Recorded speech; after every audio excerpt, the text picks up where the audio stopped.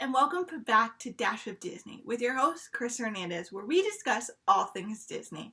Now, in today's episode, we're going to be discussing the World Showcase and how it's realistic, authentic, and true to the cultures found throughout each of those pavilions. Now, there's some words that I'd like to introduce you to that the Walt Disney World Company still uses today, which is pavilion, which is if you're talking about those countries that are found in the World Showcase, cast member, which is what they like to call their employees, and guests, which is what they like to call their customers. Now, you might be wondering, where's the World Showcase? It's actually located in Walt Disney World Epcot, which opened in 1982. The World Showcase consists of 10 countries, beginning with Canada and ending with Mexico. Now, you must be wondering, how can they bring realistic elements? They can't just bring the whole country over. Now, let's think about it. When you want to visit a new country, what's the first thing you want to go and see? Famous landmarks. Now, the way that Walt Disney World were able to bring those elements to us was creating replicas. Now, in Morocco, you could visit the Cantabouya Minart, which is a praying tower, which you can actually find in Morocco.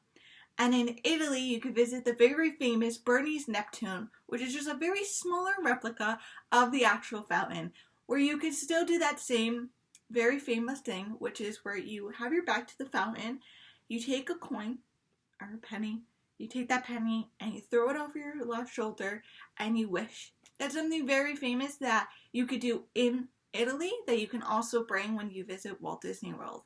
Now, in each of those pavilions, they wanted to bring those famous feels. So they wanted to bring that feel of being in that country. So what did they change? The landscape. Now, you don't want to be in Japan and see a palm tree. That doesn't make sense. So what did they want to do? Visit in Japan a traditional garden, and that one is called the Gonju Natu.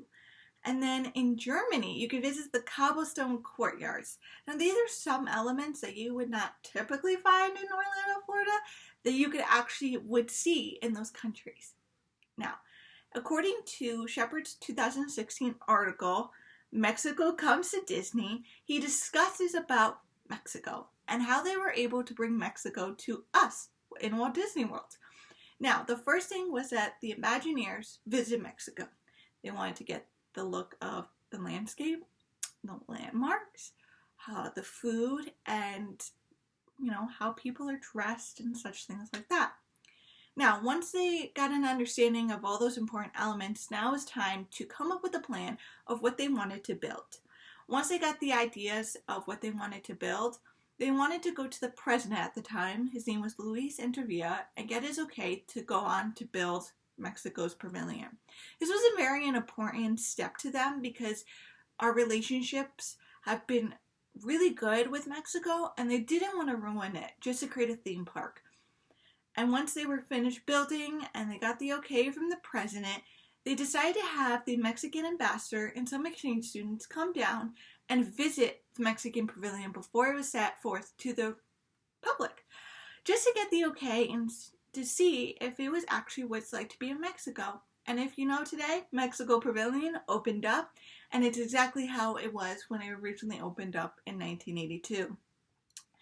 Now, there's some authentic feel to Walt Disney World. Now, authentic means perceiving the world with the senses. Now, how do we show our senses? Well, we talked about eyesight, which is how realistic with the famous landmarks and the landscape.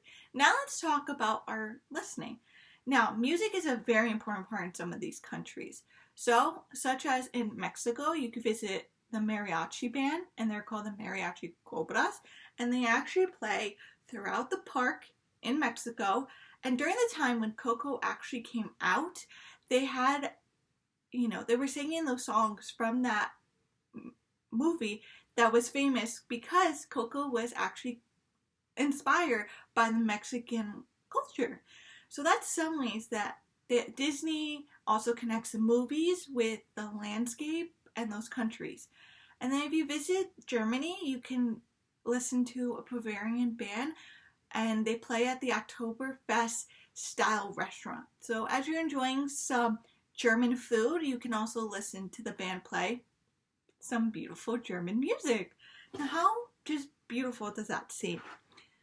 as someone who has visited the parks, aspect that I noticed is that the actual cast members that actually work in these pavilions are from the country, or were from the country, but they live in the United States now. Such as in Italy. When I went to one of the restaurants there, my waiter was actually from Italy. I believe he was from Rome, Italy, which was so nice. You know, you go into this restaurant, you have a slice of pizza, and you feel like you're there because they're talking their native language to each other. I find that's beautiful and something that everyone should keep in mind when they're choosing to bring cultures over to the United States. We shouldn't be not allowing that to happen. I feel that's beautiful that Walt Disney World actually continues that tradition. You know, in the China Pavilion, you're going to have Chinese cast members. In Japan, you're going to have, you know, Japanese members come over. And actually, we do have an American Pavilion, which Americans actually, you know, work there. So I find that just an aspect that I wanted to inform you guys all about. Now, how do we get our smell and our taste? Food. Who doesn't love food? I love food, which is why I went into the profession I went into. Now, let's talk about each of these places that are located, and let's discuss what kind of cuisine that they brought over. So in the United Kingdom, what are they known for? Fish and chips. So they created a replica pub that you would visit if you went to the United Kingdom, and they brought over some delicious fish and chips. In Italy, you can have some really authentic Italian pizza in Via Napoli Ristorante e Pizzeria, which is actually the restaurant that I went to. It was beautiful. The pizza is very different than what you're used to in America. It's a coal fire, so they bake in a coal oven. The dough is very different. It's very light, pale, but the sauce was very flavorful, but there wasn't a lot of sauce. Beautiful amount of cheese, and very simple toppings, something you would see in Italy. In Japan, you can have Naku Wagyu, which actually is a style of meat that's specifically found in Japan. It's a braised Wagyu short rib, and it's called, on the menu, it's called Nakuni Te, which is just an amazing outlook that they brought over a style of meat that's traditionally known in Japan, and it's a beautiful piece of meat that a lot of people love to enjoy. Okay guys, I hope you guys enjoyed my video. I hope you guys got a new outlook of how it's realistic and authentic and true to the cultures found throughout each of those pavilions. I wanted to show you how Disney wanted to keep everything similar and very close to what those actual countries are, and they're not just stereotypes. They really try to show food and music and keeping those aspects alive in those pavilions. Hope you guys come back to my channel and keep watching my videos. Bye!